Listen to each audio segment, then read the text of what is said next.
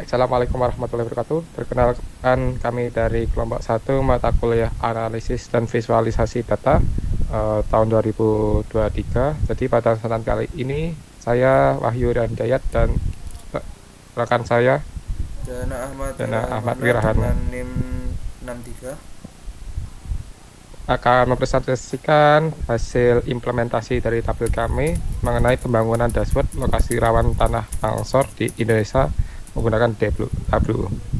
Yang ditulis oleh Rito Darman pada tahun 2018. Untuk pendahuluannya sendiri, yaitu Indonesia merupakan daerah yang rawan dengan banyak bencana yang kita jelaskan di sini adalah bencana tanah longsor yang dikarenakan dengan geografis Indonesia juga yang berbentuk kepulauan, terletak pada pertemuan tiga lempeng besar, yaitu lempeng Indo-Australia, Eurasia, dan Pasifik, dan juga di lempeng Laut Filipina. Pada wilayah pertemuan antar lempeng tersebut terjadi zona penunjaman yang mengakibatkan pembentukan gunung api di busur kepulauan dengan kemiringan yang sangat hingga kemiringan yang terjal, kemiringan yang sedang hingga terjal. Jika keseimbangan hidrologinya terganggu, maka daerah tersebut akan rawan terhadap terjadinya bencana tanah longsor.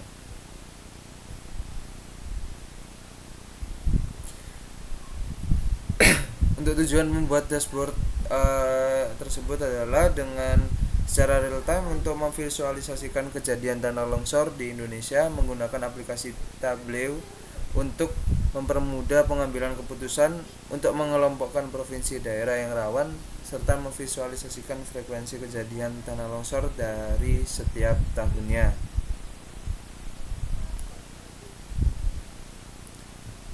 Untuk metodologi yang kita pakai di sini, data didapatkan berasal dari BNPB. Data tersebut merupakan data mengenai bencana tanah longsor yang terjadi di Indonesia. Dan data tersebut diperoleh dari tahun 2011 hingga 2023 saat ini. Data yang diperoleh dalam bentuk format Excel kemudian disesuaikan agar dapat diimport ke database dan dianalisa menggunakan template.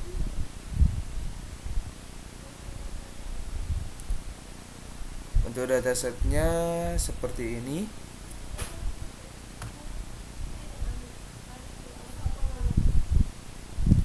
Untuk jumlah rekor sebanyak 7.357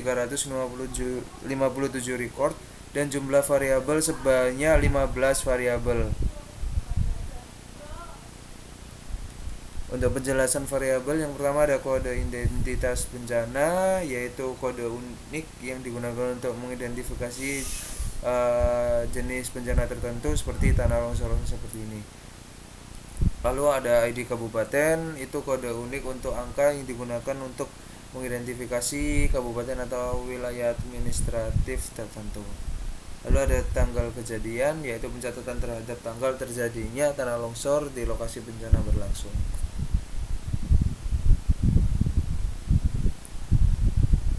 Lalu variabel selanjutnya ada kejadian yang menjelaskan nama bencana yang terjadi. Ada lokasi juga, informasi mengenai lokasi fisik atau geografis di mana bencana tersebut terjadi yang mencakup alamat terjadinya bencana. Lalu ada kabupaten, itu menjelaskan informasi yang mencakup alamat kabupaten yang terdampak bencana.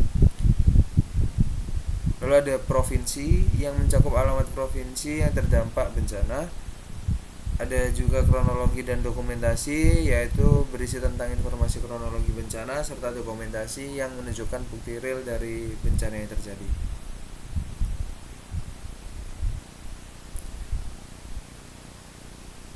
Di dalam variabel ini juga menjelaskan tentang penyebab dari bencana tanah longsor yang terjadi berdasarkan olah tempat kejadian perkara atau TKP.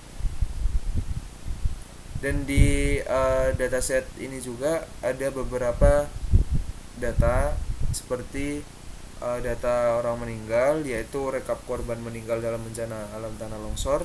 Kemudian ada rekap orang hilang, yaitu rekap korban tidak ditemukan atau hilang dalam bencana alam tanah longsor. Ada juga data orang terluka, yakni rekap korban terluka dalam bencana alam tanah longsor. Lalu ada rumah rusak, yaitu rekap rumah rusak akibat bencana alam tanah longsor.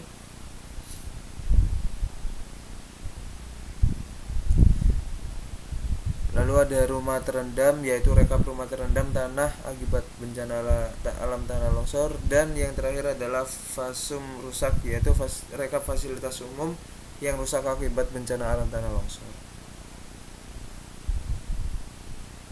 Baik, ini selanjutnya adalah overview dari tableau yang telah kita buat. Di sini terdapat 3 indikator. Yang pertama adalah sebuah map yang berisi persebaran tanah longsor dan dampaknya pada wilayah seluruh Indonesia. Di sini bisa terlihat bahwa terdapat pulau yang berwarna hijau dan ada yang berwarna merah.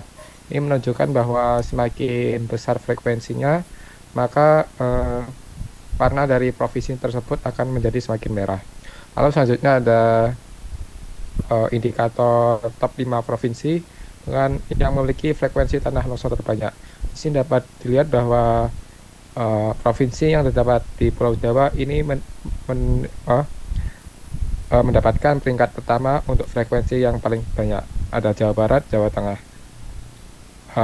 Selanjutnya ini juga ada indikator, yaitu untuk menunjukkan tren bencana tanah longsor selama 5 tahun terakhir. Di sini menunjukkan frekuensi tanah longsor yang terjadi selama beberapa bulan dalam setiap tahun. Di sini dapat dilihat bahwa setiap bulan Oktober hingga Februari di sini bencana tanah longsor itu akan semakin meningkat. Mungkin bisa dilihat langsung saja menggunakan tableau-nya.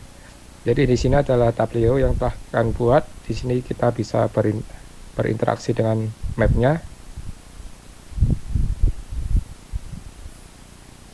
Jadi di sini terdapat beberapa titik kuning. Titik kuning yang terang di sini menunjukkan bahwa kota. Di sini juga ada rekapnya yang mencakup kejadian tanah longsornya berapa, lalu fasum rusaknya berapa, hilang, meninggal, rumah rusak, rumah terendam, dan terluka, korban terluka. Sedangkan ini untuk warna kuning yang agak redup, ini menunjukkan kabupaten yang terdampak. Indikatornya juga masih sama seperti yang ada di kota, yang menjelaskan rumah rusak dan korban manusia. Lalu di sini setiap provinsi juga akan memiliki indikator sendiri, yaitu banyak kejadian tanah longsor yang telah terjadi selama rentang tahun 2023 sampai 2011. Lalu di sini bisa dilihat bahwa Provinsi Jawa Barat di sini memiliki warna yang sangat merah dibandingkan provinsi yang lain. Di sini dikarenakan pada Jawa Barat memiliki frekuensi terjadi tanah longsor yang paling tinggi, lalu diikuti oleh Jawa Tengah. Di sini dapat kita simpulkan bahwa wilayah tanah longsor paling banyak terjadi di Pulau Jawa dan Pulau Bali. Lalu selanjutnya di bawah sini ada indikator baru, yaitu top 5 provinsi yang terdampak tanah longsor yang paling banyak. Di sini ada Jawa Barat, Jawa Tengah, Jawa Timur, Bali, dan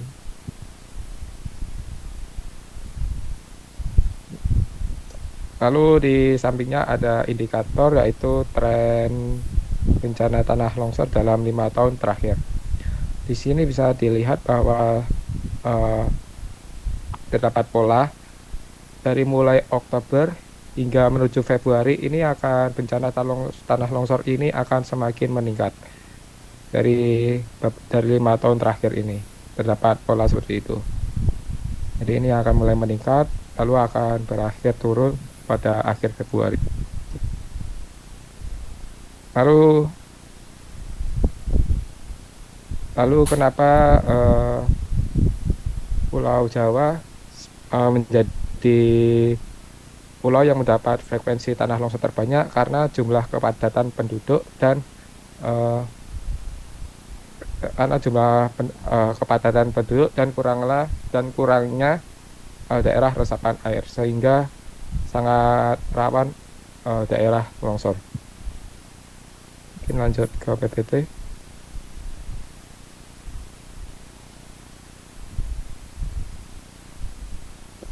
Halo, ini adalah hasil analisis yang telah kami temukan, yaitu daerah yang paling rawan terjadinya bencana tanah longsor di Indonesia adalah Pulau Jawa dan Pulau Sumatera. Provinsi Jawa Barat adalah wilayah yang paling rawan longsor, sedangkan wilayah yang paling aman dari bencana tanah longsor berada di Pulau Kalimantan, Pulau Papua, dan Pulau Sulawesi. Bencana tanah longsor paling sering terjadi peningkatan setiap bulan Oktober hingga bulan Maret selama tren 5 tahun terakhir.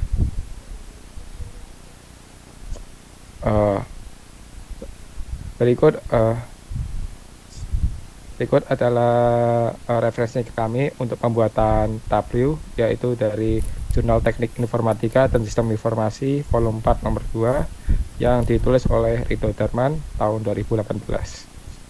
Mungkin sekian dari kelompok kami. Apabila ada kurang atau lebihnya, kami mohon maaf. Assalamualaikum warahmatullahi wabarakatuh.